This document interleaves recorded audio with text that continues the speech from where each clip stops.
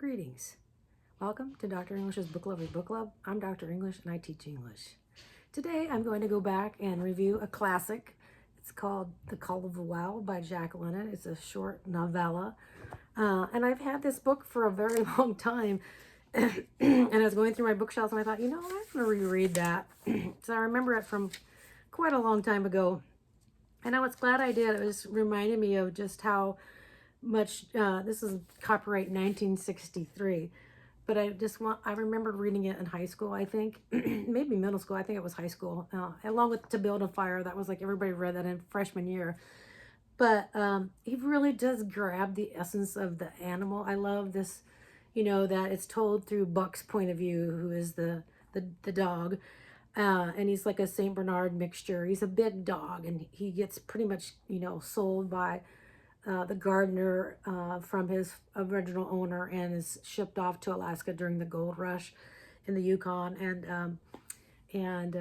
I kind of forget like what it's like to have a narrator who is speaking through an animal. And Jack London was really quite good at it. And it's just one I really enjoyed revisiting to understand like the whole idea of like how humans can just beat animals into submission to do what they want, which is like today we just look at that and think, oh my God, that can't be true. But they did to these dogs, because they were taking them because they were so lusting for gold. And so it just is like heartbreaking in some ways to know that there were men who were willing to do that. Uh, but also you knew in the back of your mind, you also know like they knew they had to train these dogs to be able to carry these, sleds full of stuff. And the smart ones carry, travel light, because obviously the dogs will make better time if they don't have as much to pull. There were men that were good and treated the dogs well, but on the other hand, and Buck knows that, he can sniff it out really quickly, like who is good and who is, you know, uh, an evil person, that would really be abusive to the dogs.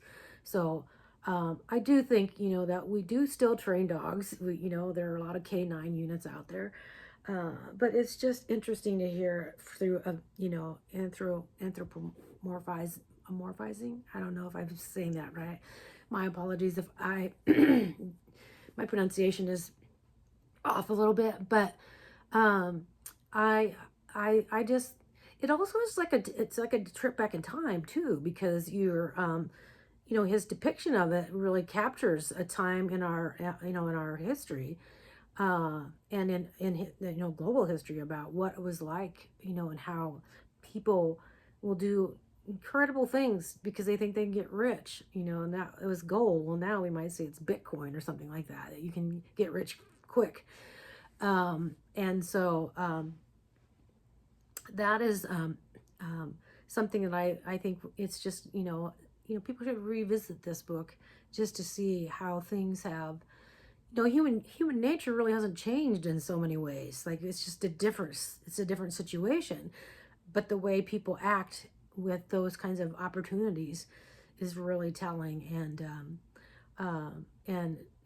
And who do you care for, or who do you abuse, to get what you want. And it's pretty clear that John Thornton, I think it's John Thornton is his name, or just Thornton, really does love Buck. And he treats him, so kindly and gently. And he actually, rescues him from starvation and death. And so, and I think that's true of animals still to this day.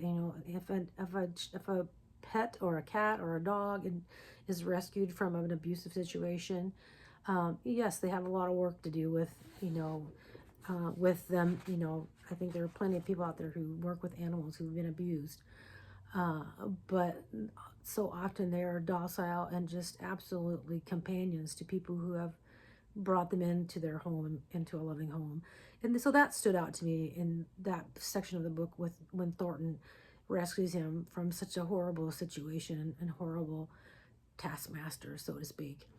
And there's a whole chapter about him understanding what the power of that club is, and that just makes it just make when you're reading it, you're just like, oh, that people could do that to an animal.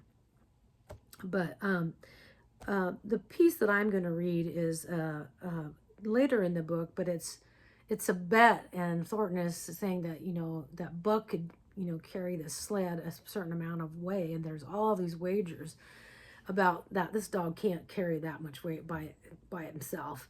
And so I'm going to read a little bit excerpt of how Thornton approaches that with Buck, because it's probably one of the most, there's this whole rising action, to the buildup of that, and it's really quite good about how he,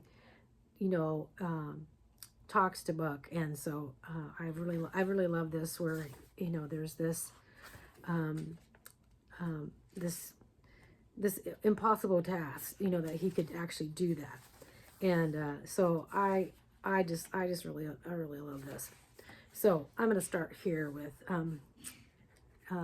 Thornton knelt down by Buck's side. He took his head into his two hands and rested cheek on cheek. He did not playfully shake him, as he was wont, or murmur soft love curses, but he whispered in his ear, "As you love me, Buck, as you love me," was what he whispered. Buck whined with suppressed eagerness. The crowd was watching curiously. The affair was growing mysterious. It seemed like a conjuration. As Thornton got to his feet, Buck seized his mittened hand between his jaws, pressing it in with his teeth and releasing slowly, half reluctantly. It was the answer in terms, not of speech, but of love. Thornton stepped well back. "Now, Buck," he said. Buck tightened the traces, then slacked them for a matter of several inches. It was the way he had learned. "G. I think it's G, or Gee. I think it's G. G." Thornton's voice rang out, sharp in the tense silence. Buck swung to the right, ending the movement in a plunge that took up the slack, and with a sudden jerk arrested his 150 pounds. The load quivered, and from under the runners rose a crisp crackling. "Haw!" Thornton commanded. Buck duplicated the maneuver, this time to the left. The cracking turned into a snapping, the sled pivoting and the runner slipping and grating several inches to the side. The sled was broken out. Men were holding their breaths intensely, unconscious of the fact. "Now, mush!" Thornton's command cracked out like a pistol shot. Buck threw himself forward, tightening the traces with a jarring lunge. His whole body was gathered compactly together in the tremendous effort, the muscles writhing and knotting like live things under the silky fur. His great chest was low to the ground, his head forward and down, while his feet were flying like mad, the claws scarring the hard-packed snow in parallel grooves. The sled swayed and trembled, half started forward. One of his feet slipped, and one man groaned out aloud. Then the sled lurched ahead, what appeared a rapid succession of jerks, though it never really came to a dead stop again. Half an inch, 2 inches. The jerks perceptibly diminished. As the sled gained momentum, he caught them up till it was moving steadily along. Men gasped and began to breathe again, unaware that for a moment they had ceased to breathe. That's a really well-written couple paragraphs by Jack London. So this is a book. It's a classic. I don't think this book has been taught in any classroom for 40 years, probably more than that. But I feel like, yeah, you might say it's a little outdated and it might be archaic, but if you have a student who's really interested in the outdoors or interested in history in particular, even though it's not historical fiction, but it does teach something about the history of people in California and those who went on up to the Yukon to mine for gold or pan for gold. It was more in the streams and things. You might like that. So it's probably not one that you could probably do it, as a book club book, but I definitely would keep it on my shelf. That he's an American writer. I mean, there are a lot of other American writers that people are fond of. But I honestly haven't known of anybody who's taught this book in a very, very long time or had it even on their shelves. So I think it's a quick read. Take you a day to finish reading this. So, but I do recommend it, at least to have it on your shelf, and do it as like a book talk, like in your classes. Do a 5-minute book talk about this book, to see if any of your students might be interested in it. And it's a good book, you know, from middle school up to high school. I would say, you know, from about seventh to eighth to ninth graders might enjoy it. And like I said, you might, you know, I also suggested if To Build a Fire is still in your anthology, literature anthology, you might suggest the book to someone who shows an interest in that short story. That is if it's still being taught. So thank you for joining me. I'll see you next time. Bye.